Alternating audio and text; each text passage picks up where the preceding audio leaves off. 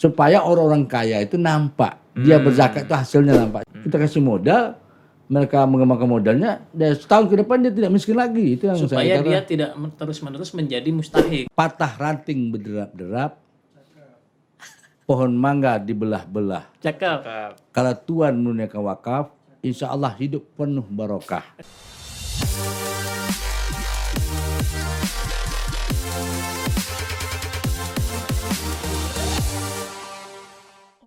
Kembali lagi di podcast To The Point di Mas Islam bersama kita Ahli pantun Bapak Tarmizi Tohor. Tepuk tangan dong.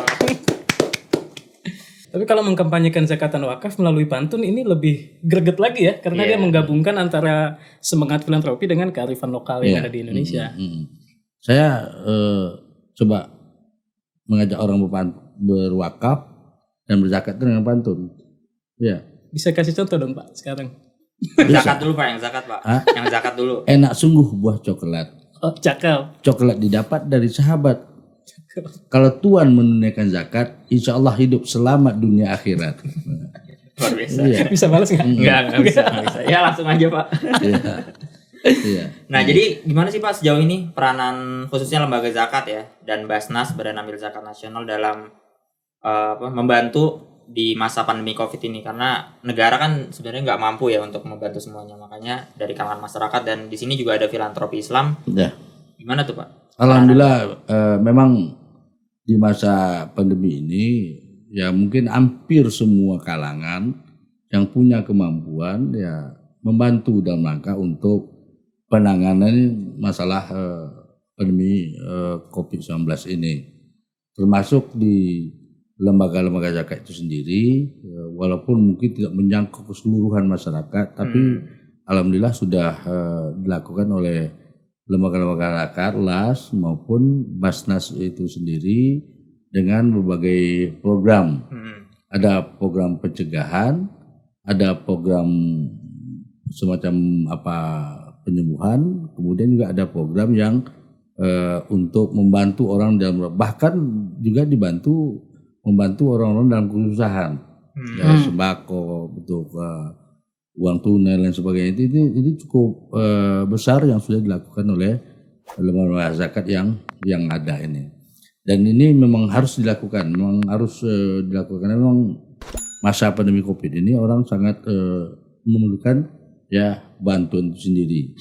Jadi makanya lembaga zakat kemudian Basnas sendiri sudah melakukan ini, dan kita berharap ini terus diupayakan terus oleh lembaga zakat ini untuk membantu terutama masyarakat susah yang membutuhkan itu. Artinya apa? Tidak pada pandemi COVID mereka sudah susah, apalagi di zaman pandemi COVID ini. Artinya harus ada lipatan ganda barangkali yang dibantu oleh lembaga-lembaga zakat baik pengelas maupun Basnas ini sendiri.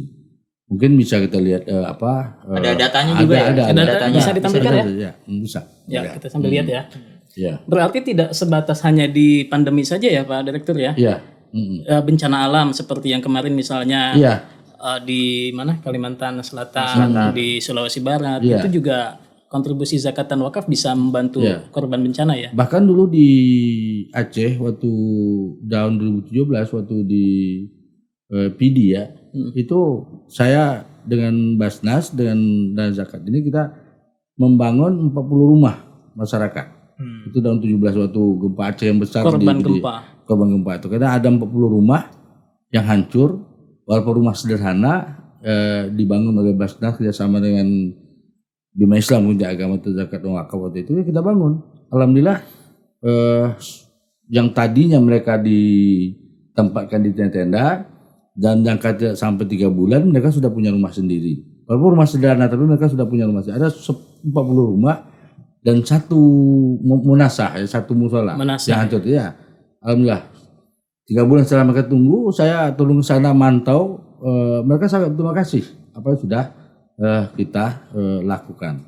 Nah, apalagi di masa pandemi COVID ini. Ini juga datanya juga menarik juga nih Bang. Ya ini ada 142 UPZ tergabung sudah melaporkan kita. Mungkin ada yang belum melapor. Ini dari LAS saja itu sudah dari PDD ada 250 miliar ya. Ini memberi bantuan, ada yang untuk klaster pertama untuk OPD, PDP dan penanganan jenazah. Kemudian juga ada yang dalam bentuk bantuan-bantuan pencegahan, yaitu seperti penyiraman disinfektan dan sebagainya, itu penyemprotan APD dan sebagainya. Itu juga ada bantuan klaster 3 itu bantuan sembako, bantuan langsung non tunai, penyediaan cadangan pangan, bantuan UMKM dan lain sebagainya. Ini dilakukan oleh lembaga zakat ini. Ini dari pos saya ini 250 miliar yang sudah masuk laporan kita. Memang ini terus yang saya sampaikan bukan langsung dioper oleh dari Kementerian Agama. Karena kita di lembaga negara terkait Kementerian Agama perannya itu bukan perannya untuk menyalurkan langsung. Kita hanya peran pembinaan dan pengawasan. Yang berperan langsung untuk menerima dan menyalurkan itu adalah lembaga zakat itu sendiri, LAS dan Basnas itu sendiri. Ini juga alhamdulillah ini yang masuk laporan kita. Mungkin ada yang belum masuk laporan kita ya. Ini bantuan yang diberikan oleh lembaga zakat yang memungut zakat infak dan sedekah itu. OPZ itu organisasi pengelola zakat. Iya. Jadi dana yang dipakai untuk bantuan-bantuan ini semua dari dana Muzaki kan, dikelola langsung ke Mustahik. Jadi sifatnya Kementerian Agama hanya menerima laporan aja gitu. Kita menerima laporan, karena memang undang-undang mengatur, bukan kita yang menyalurkan. Itu pun kalau kita mengumpulkan itu kalangan kita sendiri, nanti uang yang kita kumpul kita serahkan ke Basnas setelah lembaga zakat, mereka yang menyalurkan kepada yang mustahik yang penerima zakat sendiri. Jadi sesuai peran yang tadi disampaikan ya, Pak Direktur. Ini kita lihat ada klaster pertama pendampingan OPD, ventilator, layanan pasien COVID, isolasi mandiri, penurunan jasa, ambulan, kemudian jenazah, ada rapid test ya. Ya ini orang-orang yang sangat membutuhkan. Sementara mereka memang tidak punya kemampuan itu. Kelas kedua ada pemberian masker, disinfektan, semprot itu, ya. Kemudian dan ada beberapa macam lagi. Ini ada termasuk yang ini penting. Ini yang menarik. Suplemen ini, ya ini juga penting untuk penguatan imun daripada masyarakat sendiri. Nah yang ketiga ini bantuan pangan. Ini memang sangat dibutuhkan karena memang orang sudah kehilangan pekerjaan dan sebagainya. Bantuan langsung bahan pangan juga ya, Pak Direktur ya? Iya ada. Bantuan langsung bahan pangan. Ini laporan yang masuk kita. Kemudian non pangan juga ada seperti uang tunai. Ya. Karena itu juga sangat dibutuhkan oleh masa pandemi ini. Kemudian penyediaan cadangan pangan. Kemudian bantuan pelaku UMKM ini yang menarik, bantuan pelaku UMKM ya. Jadi zakat itu ternyata kalau dikelola secara profesional benar-benar bisa berdaya ya. Benar. Itu yang sering kita sebut dengan zakat produktif itu. Jadi zakat produktif. Jadi kalau orang susah kita kasihkan modal sehingga dia melaksanakan dengan baik, kita berharap mungkin hanya setahun ke depan dia tidak akan menerima lagi. Mungkin dia sudah termasuk orang mampu berzakat ya. Ini klaster yang bantuan pangan langsung, ini ada foto-fotonya seperti ini. Kalau ini bantuan langsung ya? Iya, bantuan langsung. Diberikan kepada orang miskin. Ini ada yang langsung diantar oleh petugas dari lembaga zakat itu sendiri. Nah, ini memang sangat dibutuhkan oleh masyarakat itu yang pada masa pandemi COVID ini. Kita lihat yang lain lagi nih. Berikutnya. Ya. Kalau ini Basnas ya Pak? Ini Basnas tadi LAS ya. LAS. Ini dari Basnas itu sendiri. Kalau tidak salah itu ada sekitar 16 M ya Pak? 16 miliar. Jadi kalau total semua antara LAS dan Basnas sampai hari ini laporan kami masuk itu 296 miliar. Hampir 300 miliar sudah bantuan yang dilakukan lembaga zakat ini kepada mustahik orang-orang yang sangat susah, yang sangat memerlukan pada masa pandemi COVID ini, termasuk logistik, work, 200 berapa tadi? 96 total. 296. Hampir 300 miliar bantuan miliar. dari zakat. Iya. Tapi kalau kita lihat potensi zakat sendiri se-Indonesia sebetulnya berapa sih Pak Direktur per tahun? Itu sebetulnya cukup besar. Cuma memang pengumpulan dengan potensi yang ada itu masih ada gap ya? Masih jauh ke kesenjangannya. Ada nih mengatakan sampai 290 miliar triliun. Bahkan penelitian tahun 2011 saja itu mengatakan potensi zakat itu 217 triliun. Jadi dana sebesar tadi yang digunakan untuk membantu itu 96 M. Iya. Ini baru 24,2%. Masih sebagian kecilnya ya. Iya, tapi saya yakin ini masih ada yang belum melapor kita ya. Ada juga melakukan, masih mungkin ada yang melapor kita berapa mereka sudah membantu sebenarnya untuk pembantuan pandemi COVID di tengah masyarakat yang membutuhkan hari ini. Nah, kita terus menghimbau lembaga-lembaga zakat ini untuk terus bergerak untuk membantu masyarakat yang memerlukan bantuan di masa COVID ini, terutama masyarakat yang susah ini ya. Nah, ini contoh-contoh programnya ya Pak? Ya, ini ya resep programnya penyemprotan disinfektan itu ada di 5.178 lokasi. Ini anggarannya 1,40 miliar. Ini peran nyata zakat ya. Langsung ini petugas dari lembaga zakat ini untuk ke lapangan sudah ada 5.000 lokasi. Dan dukungan logistik nilai ada 136.678 PIS ya. PIS yang bantu itu dananya ada 5,5 miliar. Pemberian sajadah ini juga dibutuhkan karena memang pada zaman ini karena mereka perlu buat sajadah kalau mau sholat apa segalanya. 1.815 PIS ya sajadah. Iya. Hampir 31 juta lebih ya. Kemudian edukasi didikan ya, beri pencerahan, penyuluhan kepada masyarakat itu ada 1.254 lokasi.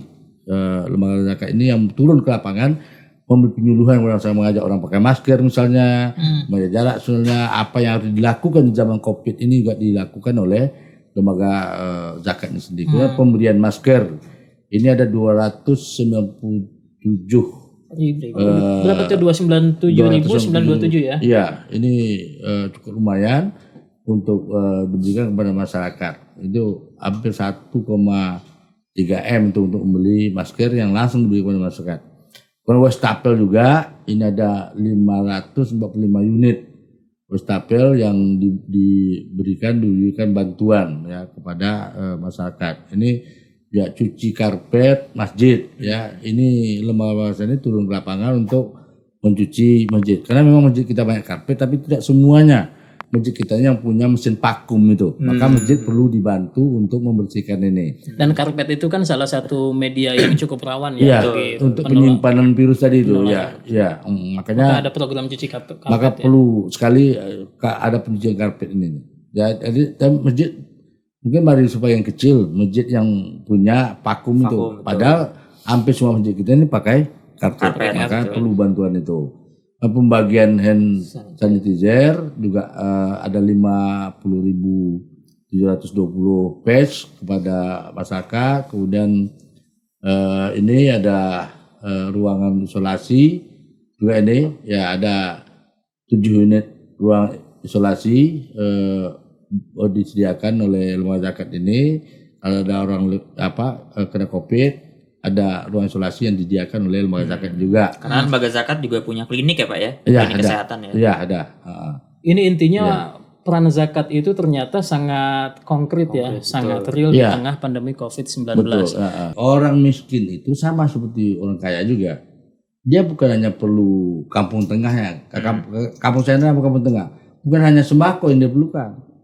Pendidikan, kesehatan, sandang, pangan, papan itu mereka juga butuh. Nah makanya kita kalau memberi bantuan itu sebetulnya harus full seperti itu. Jadi juga supaya yang mereka tadinya mustahik bisa jadi muzaki ya. Kalau hanya beras yang kita bantu, tapi dia akan buta huruf kalau tidak bantu kita pendidikan. Kalau dia buta huruf, apa Bu?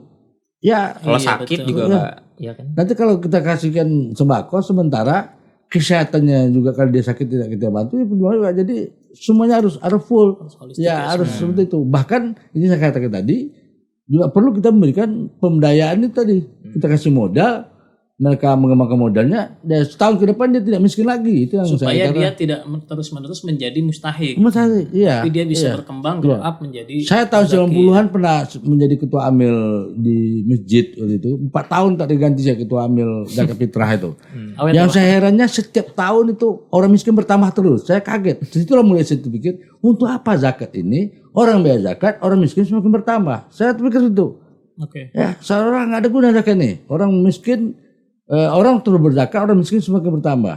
Nah, artinya adalah dengan zakat ini yang produktif mengurangi, paling tidak ya adalah orang-orang miskin yang tidak miskin lagi dengan pemberdayaan yang dilakukan zakat ini. Ini yang ya juga harus kita lakukan ke depan nantinya. Nah, jadi saya sering sampaikan, kalau orang miskin dikasih 500.000, 7 langkah dari kata Basnas, tidak miskin lagi. Ya, pasti itu. Habis duitnya. Habis duitnya. 7 langkah aja, miskin lagi. Tapi kalau kita kasih 30-40 juta, nah kita berharap dia tak datang lagi kan terbatas, cukup sekali itu saja. Nah, tapi harus kita bimbing, ya. Jadi programnya pemberdayaan, bukan cuma ngasih gitu ya. Iya, ini bisa kita lakukan depan nantinya. Nah, jadi ini juga ada bantuan sembako, walk, kemudian ada makan siap saji, lainnya ini juga dilakukan oleh masyarakat yang ada ini. Nah, ini contohnya ya Pak ya. Iya, ini contohnya ya. Pembuatan disinfektan di kantor. Iya. Oke. Ya, jadi disinfeksi ya. Ya. Jadi ada antisipasinya. Oke, boleh. Nah, ini apa ini? Kalau ini yang forum zakat, yang lembaga amil zakat. Ya. Jadi forum zakat ini adalah organisasi yang menaungi lembaga-lembaga zakat yang ada. Ya. Tetap bekerja sama di bawah pengawasan dari Kementerian Agama. Ini selalu kita rapat koordinasi bersama dengan pos ini maupun dengan Basnas kaitan dengan masalah bagaimana pengembangan zakat ini ke depan nantinya supaya itu terkoordinir dengan baik. Nah, ini yang dilakukan Basnas. Ya, ini yang dilakukan Basnas ini. Ada contohnya itu. Karpet ini masjid. Yang karpet masjid ya. Iya, vakum itu ya. Kemudian penyemprotan disinfektan. Iya. Di tempat umum ya. Jadi nggak cuma di rumah ibadah atau di sekolah. Dan di tempat umum dan terutama di tempat yang memang riskan dengan COVID ini. Ya, ini dilakukan. Ya. Ini ada beberapa lasnya kon. Ya. Nah, ini pemberian sembako ya. Sembako kepada mustahik ya. Yang mana dengan ini diharapkan ya bisa betul lah membantu mereka, dan itu juga ada vitamin dan sebagainya untuk menguatkan imun para mustahik ini. Ya. Ini kalau ini kan contoh-contoh yang zakat ya. Kalau di wakaf sendiri ada yang wakaf ada. Ada. Ya. Jadi ya. Nah, ini wakaf nih. Nah, ini sekarang kan kita sudah viral hari ini bahwa selama ini kita hanya mengenal dengan wakaf tidak bergerak. Wakaf tanah dan bangunan. Tapi alhamdulillah ada beberapa tahun belakang ini kita ada namanya wakaf tunai atau bahasa cepat dipahami itu wakaf uang. Orang dulu kan tahunya wakaf itu dengan tanah, bangunan, pasir satu sak. Keramik satu kota. Nah, sekarang sudah ada wakaf uang, sudah ada undang-undang dan ada aturannya. Tapi untuk kita pahami sebetulnya wakaf uang ini bukan masuk ke kas negara. Tolong ini dipahami betul. Itu wakaf uang ini tetap dikelola oleh nazir. Saya mau berwakaf, saya akan mencari siapa nazir yang mengelolanya. Tetap dikelola oleh para nazir itu. Nah, dengan wakaf ini juga dan nazir ini juga sudah bantuan-bantuan kepada COVID ini. Itu ada eskalator untuk bantuan pernapasan itu bagian itu juga ada dari lembaga nazir wakaf ini. Ada juga ini kontainer yang sudah tidak pakai dipermak dijadikan tempat isolasi. Ini kontainer untuk rumah sakit COVID-19. Jadi di dalam kontainer ini disulap untuk menjadi tempat isolasi pasien COVID.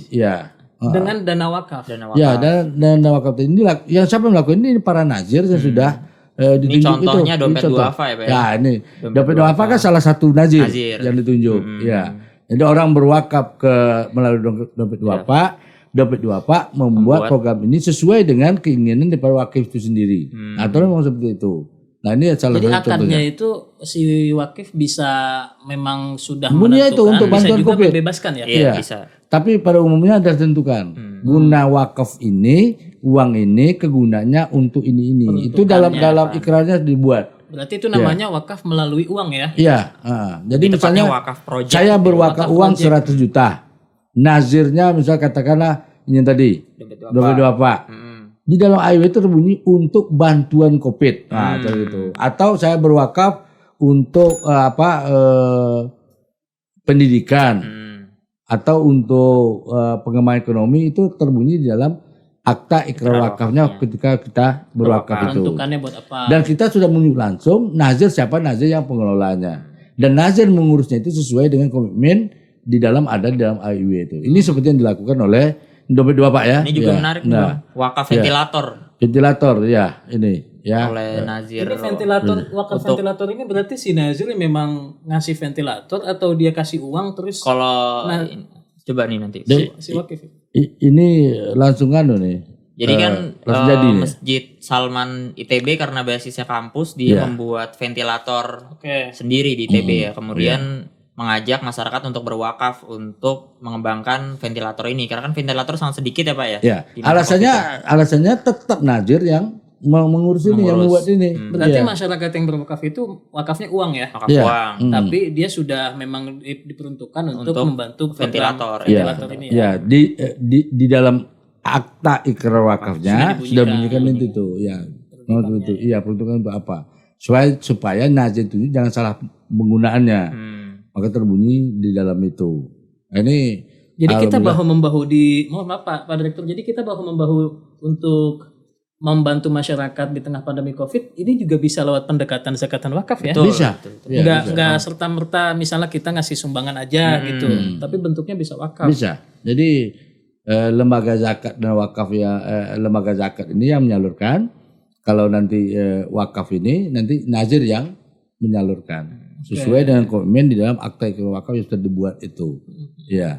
Dan uang wakaf ini sudah kita tunjuk ada 23 bank syariah yang kita tunjuk namanya LKSPWU, Lembaga Keuangan Syariah Penerima Wakaf Uang. Artinya kita mau berwakaf itu melalui bank yang sudah kita tunjuk, bank syariah kita tunjuk. Disitulah nanti akta ikrar wakaf dibuat, disitulah nanti yang pewakaf menunjuk siapa nazirnya. Ya, jadi sudah ada bank yang sudah tunjuk, sudah resmi bank yang kita tunjuk itu. Nah bahkan orang yang berwakaf di atas 1 juta atau minimal 1 juta ke atas itu akan dibagi sertifikat penghargaan. Tapi yang 1 juta ke bawah enggak. Jadi Pak Sigit nanti kalau mau dapat sertifikat berwakaflah di atas 1 juta. Itu ada dan disiapkan di LKV di bank-bank itu. Kalau saya wakafnya 500.000 nggak dapat. Nggak dapat. Kalau 2 kali 500.000 dapat nggak? Tetap nggak dapat. Dia harus 1 kali store itu 1 jutanya itu. Jadi nggak boleh nyicil ya. Iya, boleh nyicil ya. Saya tadi lihat yang forum zakat, yang FOS sama lembaga-lembaga zakat, sama tadi lihat peta tuh jadi ingat ada juga dulu tuh kalau nggak keliru kampung zakat ya Pak Direktur ya. Alhamdulillah kita sudah ada 15 kampung zakat yang sudah kita resmikan. Ini di luar COVID ya, agak melenceng dikit. Saya juga tertarik apa sih sebetulnya kampung zakat itu? Nah ini saya punya ide tahun 2017, bahkan dari tahun 2016, waktu saya di prodi pertama dulu, zakat dulu.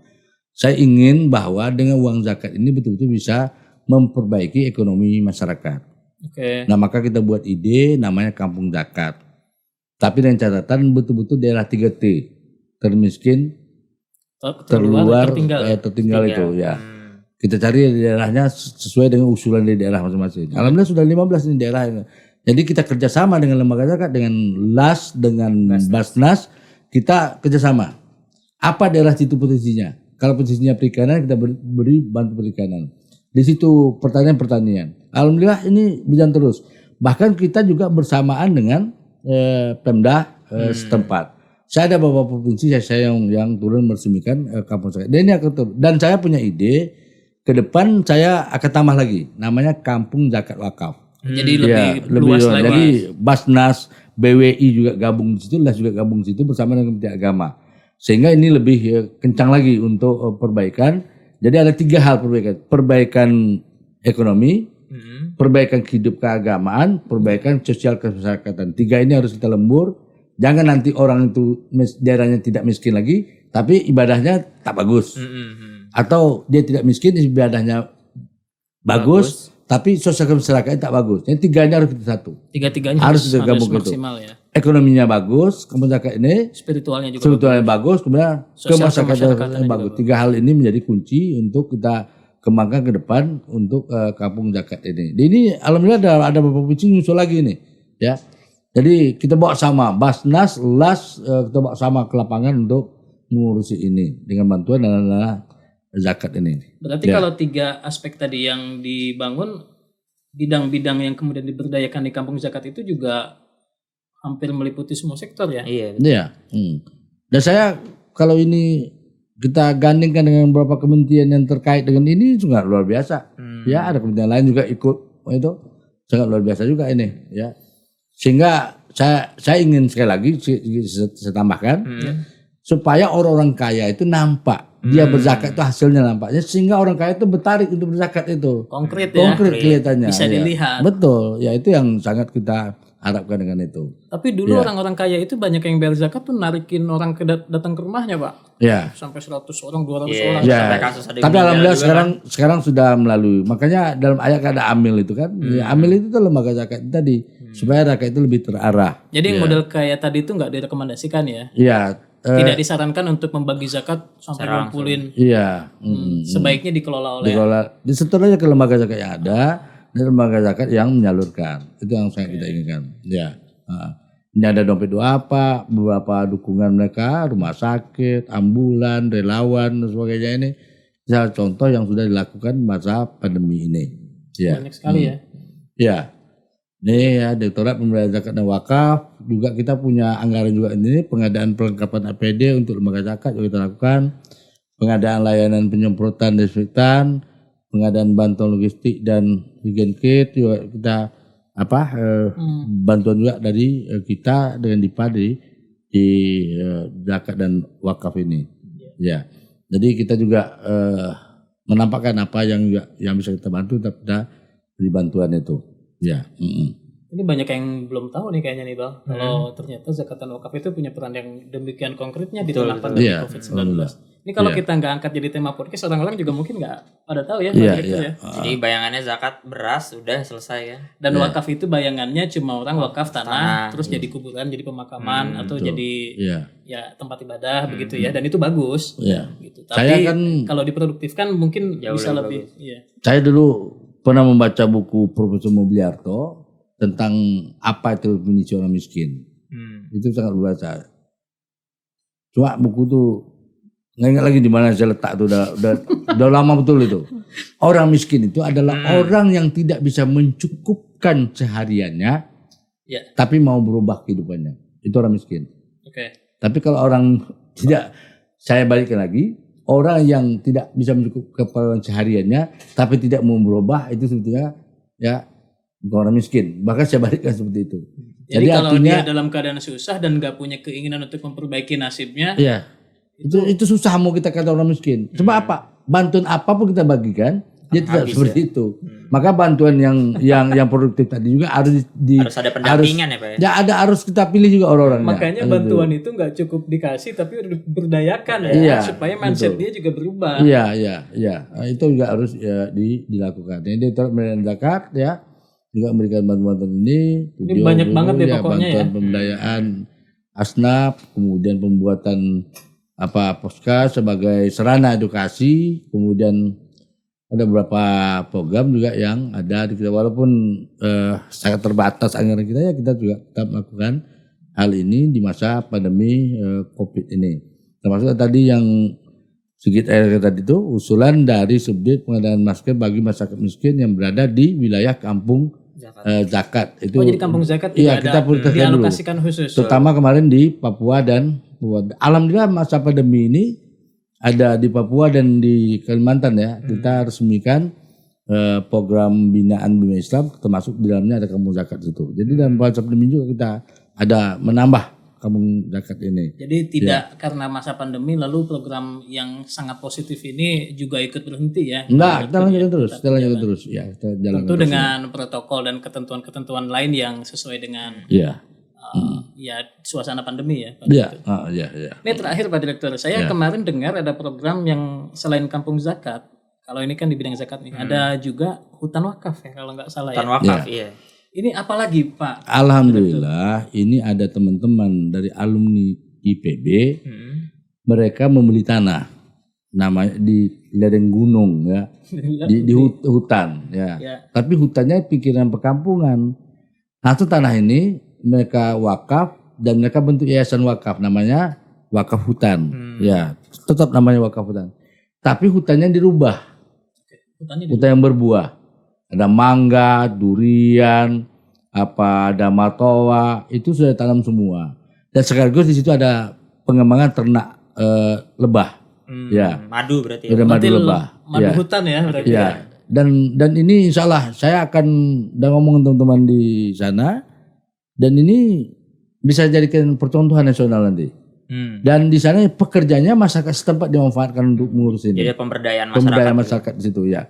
Jadi ini satu program bahwa hutan wakaf pun bisa kita kembangkan menjadi hal yang produktif kalau kita mau. Apalagi tanah yang berada di perkotaan itu, ya. Kalau diduplikasi di daerah lain luar biasa ya. Iya. Ini insya Allah saya pikirkan dalam setahun juga. Dan di situ saya sudah sampaikan. Dan ini akan menjadi objek wisata karena daerahnya bagus, alamnya bagus. Tapi orang datang situ ada yang tenteng bawa pulang nanti, itu buah-buahannya yang ditanam di situ. Ya. Berkat wakaf ya. Ini kayaknya untuk hutan wakaf dan kampung zakat kita perlu satu episode khusus nih Bang nanti kita bahas ya. Kayaknya saya ingin nanti ada hutan wakaf yang lain, tanah wakaf yang ingin di hutan lain, kita kembangkan seperti ini. Sangat luar biasa sekali. Ya. Ternyata mengolahnya mudah. Saya lihat tadi ternak lebah itu saya gampang sebetulnya yang ternak lebah itu. Ya. Oke, kita udah ini nggak kerasa nih ngobrol. Kayaknya ada 45 menit kali ya. Iya. Nah, karena ini tadi nyinggung wakaf, ini ada pantun tentang wakaf ini. Tadi pantun zakat ya, ini pantun wakaf. Tadi pantun zakat udah. Iya. Sekarang pantun wakaf. Patah ranting berderap-derap, pohon mangga dibelah-belah. Cakep. Kalau Tuhan menunaikan wakaf, insya Allah hidup penuh barokah. Nah, itu untuk apa? Wakafnya kalau kita berwakaf, insya Allah harta benda kita barokah dalam kehidupan kita ini. Amin. Iya. Masih ini langsung tutup nih. Tutup saya lanjut pantun ini. Tutup Pak, dipantun pakai pantun. Closing pakai pantun. Ya, saya tambah pantun. Kalau ada jarum yang patah, tentu tidak bisa menjahit lagi. Ini saya rubah sedikit. Kalau ada kata-kata saya silap dan salah, yang para penonton, bapak-bapak jangan laporkan ke bini, ibu-ibu jangan laporkan ke laki, cukupkan saja sampai di sini. Ya jangan lapor-lapor lagi. Ya. Nah, kalau ada sudah lama tak pulang ke rumah, pulang ke rumah badan terjatuh. Mohon maaf silap dan salah. Assalamualaikum warahmatullahi wabarakatuh. Waalaikumsalam warahmatullahi wabarakatuh.